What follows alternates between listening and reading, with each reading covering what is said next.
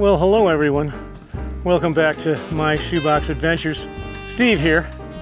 I'm currently camping in the Prescott National Forest. This is a hiking trail above a campground called Potato Patch. It's an area I've never been to before. So I'm going to do a little hiking here, desperately in need of some exercise. And we've got to talk about a couple things. I've been missing in action for, wow, at least 5 weeks. But welcome back, guys. Welcome back. I know it's been a minute. I'm gonna walk and talk. You can see behind me that it's just a spectacular hike so far. And we'll walk and talk a little bit, show you some scenery. Yeah, last you guys heard from me, last time we talked, I was leaving that beautiful dispersed camping area above Flagstaff, Arizona. It was starting to rain. I was low on supplies. I had to pick up a package. Anyway, was going to run some errands and then look for another perfect dispersed camping site. But I had an issue that I was ignoring and was hoping that I could continue to ignore. A couple of days before, I got what I thought was a bug bite on my upper, right about where your arm meets your chest, up there on the right-hand side. I woke up to a stinging sensation, like I was being stung or bit, and I, whacked myself and scratched and rubbed and thought I probably killed whatever was under my shirt there and went back to sleep. Didn't think much about it, but within a couple of days my hands started tingling and hurting. It felt like I was touching pins or pins were touching me. So this accelerated very quickly by day 3. My whole arm swelled up. It got rash, it was all blotchy with red rashes all between my fingers. And it felt like somebody pumped my arm up and it was going to explode. Anyway, so I'm in deep trouble here. I barely got out of there and down to the valley and waited another day, unfortunately, which I shouldn't have done. By then I couldn't drive anymore. The pain was just off the charts. So I ended up getting an ambulance ride to the hospital. And the EMT kid in the ambulance, he looked at it and thought that, yeah, you've got a spider bite right there, looks like to me. The doctors disagreed. The doctors decided that this little tiny spot on my upper chest there that looked like a few bug bites was actually shingles. They said I had the shingles, which shocked me greatly because no one in my family has ever had the shingles. I don't know anyone that's ever had shingles. It's supposed to be brought on by high stress when you're old like me. But anyway, that's beside the point. The thing that was odd is that shingles, I always thought, they always say you have this rash, right? This very painful rash. And they show pictures and this horrible, gigantic rash. Some people are completely covered with this rash. Well, my little bug bite circle, I mean, you could cover it with a silver dollar. This is my rash, and the rash wasn't the problem. Sure, it was irritated, but my whole right arm felt like it was going to explode. Pardon me, but I just didn't, I don't know. Yeah, so do you guys remember probably, 4 months ago, 6 months ago, if you lived in the Phoenix area, at least in Arizona, there was a guy, a news story. A guy was out camping, recreating in the forest up above Flagstaff. In other words, right about where I was camping. And apparently he was bitten by a flea. Did you hear that story? So he got really sick and went to the hospital. And they said that he had pneumonic plague and he died. He died. Pneumonic plague. So when my arm went nuts and I thought I'd been bit by that bug, that's where I was going in my mind. Last thing I thought anybody was going to say was shingles. But that's why I was so, I thought they dismissed my idea, my possibility way too quickly. They jumped on the shingles train right away. But that's where I was coming from. That's why I looked up WebMD or whatever. You go online and ask about pneumonic plague. And then wish you hadn't done that. At least I did. Because they had 3 plagues listed.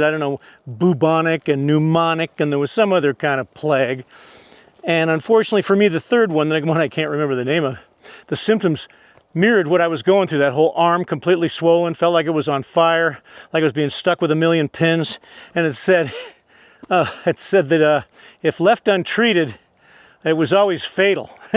So I'm thinking, oh my God, I got bit by this bug probably 5 days ago and I've been fooling around and now I'm going to die. Sorry, I think it's nice that I can laugh about it now. But that's why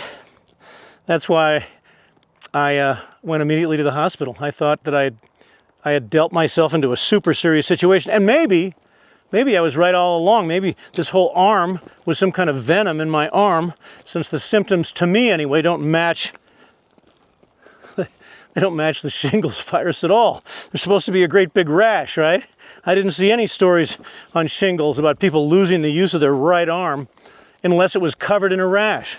There's no rash on my right arm. Well, nothing that bubbled up. You know, they're supposed to be like chickenpox. Anyway, that was my reasoning. That was what was going through my head.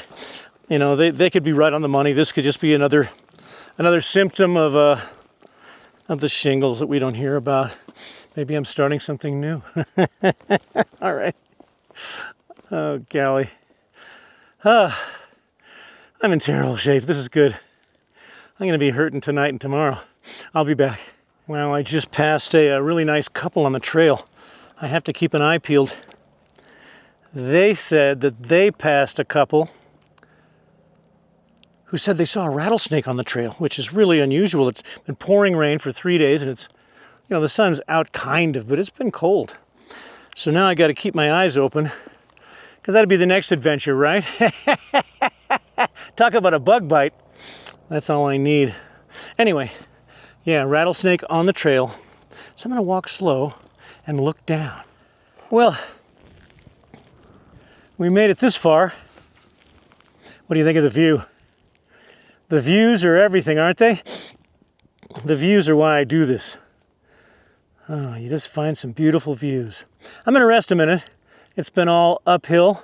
Good news, it'll be all downhill going down. Never saw that snake. I'll keep my eye peeled on the way down. Hopefully I will not see the snake. Now, the trail goes on. I could go on for another miles and miles, but I've been hiking for almost 2 hours. Time to turn around. So thanks for coming along. I'll get back with you guys when we get back to camp, because you're going to want to see where I'm camping. Potato patch. And a major change to the rig situation. You're going to want to see that. Yeah. So stand by, guys. It's going to get fun. I'll be right back. It'll be much faster going down than going up. Okay. We made it back. That didn't take long, right? Took me 2 hours, a little over 2 hours. But glad to be back. I'm glad I didn't try to go further. That feels like a lot. This is the trailhead, by the way. I don't know if I showed it on the way in, but there's a parking lot here. And apparently they don't really want you to... This is overflow parking for the campground. If you have too many vehicles and they don't fit on your spot, they don't want people parking here and going hiking. Probably because they take up all of the overflow parking. Let me go, let's go up to the storyboard. I'll walk up there and show you that. And we'll talk a little bit about this campground, which is very, very cool. Okay, I've walked up here to the entrance of the campground, and here's the storyboard. You guys can freeze frame that and study it closely if you'd like. That's the whole thing. Here's the feed board. This is important, like how much does it cost to come in here. So there are electric sites and there are primitive sites. And I'm in the primitive sites. Yeah, there's a question here. So it's $18 if you have the Golden Age Pass, Senior Pass, all that stuff.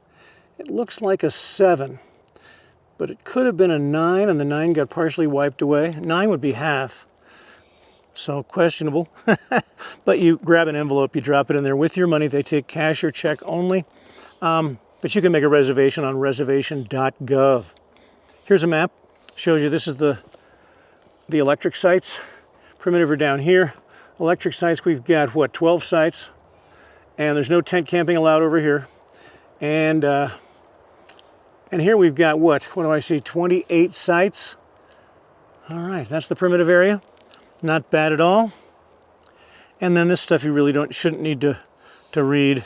It's all the rules that should always be in place. So there you go. So we come in. So we're first come, first serve now. I think it's for this last month because they're going to probably shut down for the winter. They get snow up here. Here is Camp Host up here at the top. Nice accommodations. They're doing a really good job, by the way. Bathrooms are all clean, fully stocked. When someone leaves a campsite, they're in there cleaning the fire pit. It's when you get to your campsite, it's perfect. And here's Loop B. The electric loop is right there.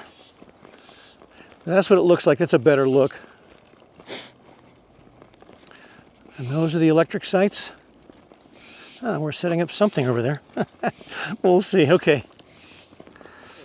You come down the road and you get to a little split here. This is a one-way drive, so follow the arrows and the loop goes around in that direction. Now, this is a shortcut for me. I'm going to walk against the arrow just because my legs are done. But you can see there's a tent pad right there.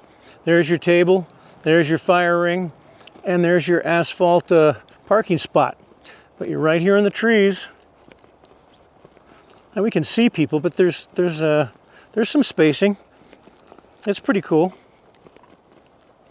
You can see some more rigs up ahead here. And here's our bathroom. We got the men's room, the ladies' room. Nothing really to see in there. It's a composting toilet. Looks pretty much the same as a vault toilet. We've got our water supply here. This is potable drinking water here, and they provide us with a bucket. I think this is a nice touch. Yeah, this is to put out our fires at the end of the night. They want to be sure everybody douses their campfire so there's no problems. And they provide the bucket, so you just fill her up right here, walk to your fire, make sure it's out, and sleep like a baby, knowing you're not going to burn the forest down. It's wonderful. So, yeah, here's the spot I was in for the group get-together. I was right here. Nice spot. I had to move because it was reserved for yesterday, but no one showed up, so it turns out I could have stayed there. And here's, Mike had his spot right over here, and we were all spread out. We had all of these spots. Sly was in the spot I'm in now. Here's my new spot. I'll probably leave tomorrow. I'll see. I'm enjoying the rest and relaxation. I'm enjoying that it's not raining. But you're probably already noticing, where is the red dragon? So here's my big surprise unveiling. I've upgraded to a half-ton pickup truck with more towing capability and more cargo space. I've been thinking about this for a long time. I've been overworking my Chevy Colorado, my red dragon, which has served me well. But the time was right. Found a deal on this used one here. And this has got the baby Duramax diesel engine. Huh? Yeah, so a lot of torque. The towing there's such a shocking difference. I'm really enjoying this truck. I love the Red Dragon. Hated to get rid of it, but there was a strong possibility I would eventually blow the tranny or the engine. There's another YouTuber that's got a tab, and he was pulling with a Toyota Tacoma, which is basically the same truck as the Chevy Colorado. I think the Colorado has a little more power, a little more towing capability, but similar vehicles. And he did the same thing. Going up hills was a real struggle, always trying to keep your RPMs down, which means you're going up the hill real slow. So he got himself a Ford F-150 and is glad that he made the switch. Easier to tow. And I've been watching him and thought, that's a good idea. So I did it. There you go. And we'll talk about this truck a little bit more. It's so new. This is the maiden voyage for this truck. So I'm still trying to figure out how to work it. And it's got a nice camper shell on it, which is very, very nice with opening doors. These side doors open now, so it's easier for me to get stuff in and out when it's way at the back of the truck. And I can put things in at the last minute, on top of everything else with these closable windows, which is wonderful. And I don't know if you can see it up there, but I've got a rail system. Now I had that on the Chevy, on the Colorado, and I never took advantage of it, but I can put a rack up there. I can put all kinds of stuff up there. Now the bed on this truck is bigger, obviously, longer too than the Chevy Colorado, and it's 5'9" or 5'10". And so I could sleep in there now, without having to go corner to corner. So that's a possibility also, using the camper shell as a camper. And it's four-wheel drive. I got 4x4, and it's got real 4x4. It's got four-wheel low, so you can drop it into low, and the rear differentials lock up, rear lockers on it. So I like that. That was a must for me. So there you go, you guys. It's white. I haven't named it. I don't know if I ever will. Right now I'm just calling it Baby Max. But surprise, surprise, we're going to have some fun adventures in this GMC Sierra. The only reason I didn't buy a Chevy is because the one that was used on the lot with everything I needed was the Sierra. They're basically the same truck. Here's my campsite. It's been wonderful. I set up the clam, I was going to put my camp kitchen in there, and then I ended up just using it as storage in the rain. This stuff, if it's pouring rain, I don't want to come out here and cook anyway. So I stayed warm and safe and dry in the camper. Here's my little chair, my fire ring last night. Had a fire. Mike left me some wonderful wood. Thank you, Mike. And there's tonight's fire right there. Here's my clam, and I've got my my scooter here. I brought the scooter and the e-bike this time, and maybe we'll take a ride later. The weather, of course, again kept me off it most of the time. Didn't get to share it with my friends because it was raining. But we'll do it again. I'll see those guys next month. Mike made me a little something here. He made me this license plate, which is a sign for my channel. Don't you think that's cool? He made the license plate red because I had a red truck, and then I showed up in the white one. But it works fine. It wasn't going to go on the red truck anyway. I'll probably put it, hang it right here on the back. What do you think? I don't know. Put your suggestions in the suggestion box. All right, I'm going to let you guys go. It might be time for me to take a shower and I don't know, eat some food, but I'll be back. All right, I'm going to cook a steak as soon as I get out of the shower. And so because it takes my smoker a little bit of time to get down to temperature, time to fire up the smoker. So I've got it hooked up to my Bluetti, my EB70S right here. I don't think you can see on the display. It's not doing much for us. Let's see. On, can you see it? Yeah, kind of. All right. And my smoker. So we're going to fire this up. It's on smoke. We'll take a peek inside. That's where the steak's going to go, right there. We got our wood filled to the brim. So that's gonna be hot and ready when I get out of the shower. We'll do a steak. It'll be fun. All right, I'm out of the shower. I am shiny and clean. I'm not kidding. I'm actually shiny. I'm gonna grab a steak out of my Ice Code JP40 here that occupies the back seat. There's plenty of room in here in my new truck. Yeah. All right, got the steak. Wow. 2 hands. Look at that beauty. Can we see it? Rib eye. Yummy. We got the smoker all heated up here. Let's see. It says we're at 245 degrees. Hi, there I am.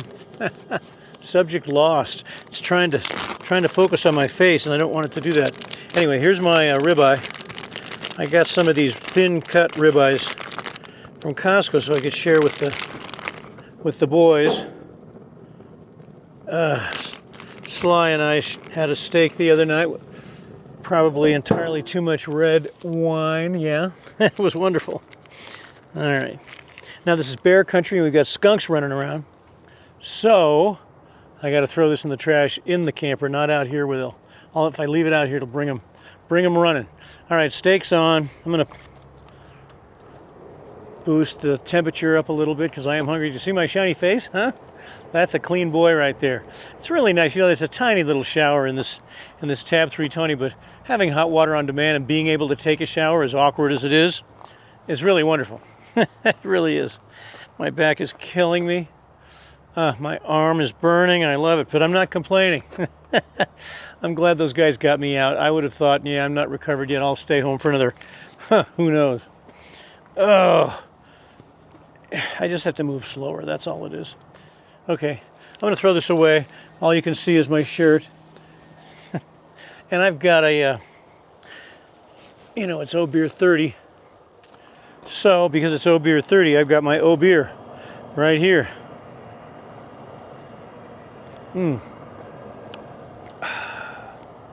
Love this campground though. Look, there's nobody around me. It's first come, first serve for the rest of October, I think, and then they probably shut down for winter.